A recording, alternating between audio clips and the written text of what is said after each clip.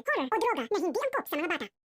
Dahil sa kumakalat nga na issue tungkol sa Yumi ay pansamantalang tinanggalan ng mga cellphone itong sila Jenny dahil iwas na rin para madagdagan pa ang mga naturang problema, lalo pa na tila si Jenny ngayon ang sirang-sira sa social media.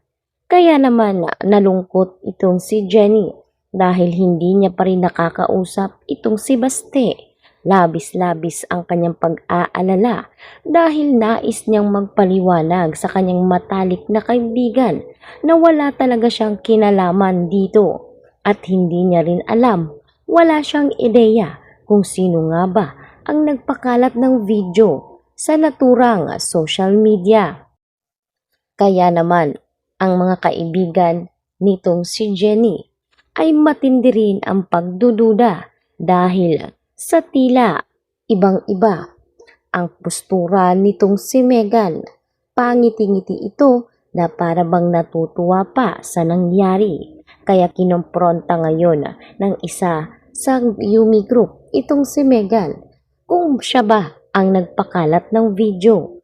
Ngunit mariin nga itong itinanggi ni Megan at sinabing wala siyang alam sa naturang issue.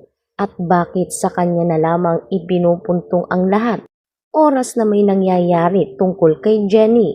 Kaya sa pagkakataong ito ay agad ngang umawat si Jenny at sinabing wala naman siguro may gusto sa nangyari. Ang nais lang ni Jenny ay malinawan kung sino nga ba ang nagpakalat ng mga video. At dito na rin nagtataka itong si Jenny dahil mismong 4 lang naman sila sa nangyaring video at katuwaan. Ngunit bakit mabilis nga itong kumalat? Kaya wala lang nagawa si Jenny. Lalo pa ngayon na kinuwaan na nga sila ng cellphone. Sa kabilang banda, wala namang kaalam-alam si Perry sa nangyayari ngayon sa sitwasyon ng kanyang anak. Wala kasing balak sabihan nitong si Minchi si Perry dahil baka mas dumami lang ang problemang iisipin ni Perry at baka makalala pa ito sa kanyang sitwasyon. Kaya minabuti muna ni Minchi na wag munang ipaalam kay Perry at suluhin na lang muna ang problema kasama si Jenny. At sa pagkakatuwaan nga ng mga kaibigan nila Minchi at sa kanyang mga kumpare at kumare ay hindi nga maiwasan ni Perry na mangliit sa kanyang sarili.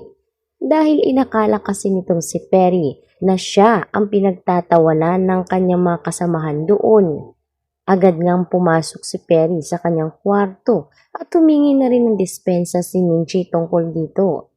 Mabilis namang sinabi ng kaibigan nitong si Perry na naiintindihan nila ang sitwasyon ng kanilang kumpare. Kaya sa ngayon ay mas mainam kung intindihin na lang muna at umiwas sa mga bagay na tila nagtitrigger nga kay Perry. Samantalang, lihim nga ngayong bumalik sa kanyang pamamahay itong si Megan na tila tuwang-tuwa at para bang nanalo ito dahil naisahan niya si Jenny at siguradong dahil sa kanyang ginawa ay marami ang aayaw kay Jenny. Hindi lang iyon, baka mismo ang mga family na ni Jenny at ang mga fans ang bumitaw sa kanya. Kampanteng-kampante si Megan na siguradong masisira si Jenny. Ngunit mali nga ang inakala nito si Megan dahil ang mga taong nasa paligid ni Jenny ay literal na hinahangaan siya, hindi dahil doon kundi dahil alam nila kung ano talaga ang tunay na pagkatao ni Jenny mula sa simula. Dito naman kinita ni Baste ang kanyang matalik na kaibigan at dito nga niya sinabi sa mga kasamahan na kasalukuyang naroroon din si Megan na alam niya na hindi ito magagawa ng kanyang matalik na kaibigan. Sigurado umano si Baste na inggit lang ang dahilan kung bakit isinagawa ang naturang video at inilabas pa ito sa social media. Agad namang dinepensahan ni Jenny ang mga tinutumbok nitong si Baste dahil alam ni Jenny na si Megan talaga ang kanyang pinaparatangan. Ngunit depensa ni Jenny na hindi ito magagawa ni Megan at imposible iyon. Hindi tuloy makapaniwala itong si Baste na kayang ipagtanggol nitong si Jenny si Megan.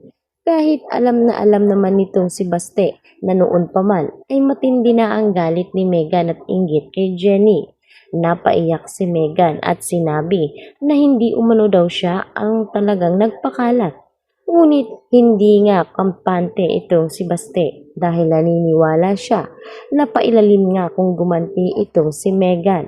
Kaya wag nga raw magpapakampante itong si Jenny. Baka magulat na lamang siya na bagsak na siya. Naiyak din at nalungkot itong si Baste dahil parang hindi naman pinapahalaga ni Jenny ang kanilang pagkakaibigan dahil mas pinipili pa umano ni Jenny na kampihan itong si Megan kesa sa kanya na kaibigan nga niyang matalik at matagal na nga nilang kilala ang isa't isa.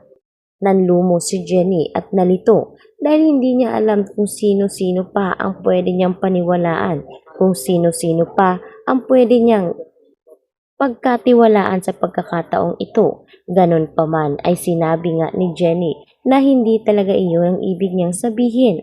Wala lang talaga silang pruweba sa pagkakataong ito. Subalit naniniwala umano si Jenny sa nararamdaman ngayon nitong si Baste. Ngunit itong si Baste ay tahimik na lang na umalis. Masama ang loob at sinabi kay Jenny na ito na ang huling pagkakataon na papayuhan niya ang kaibigan.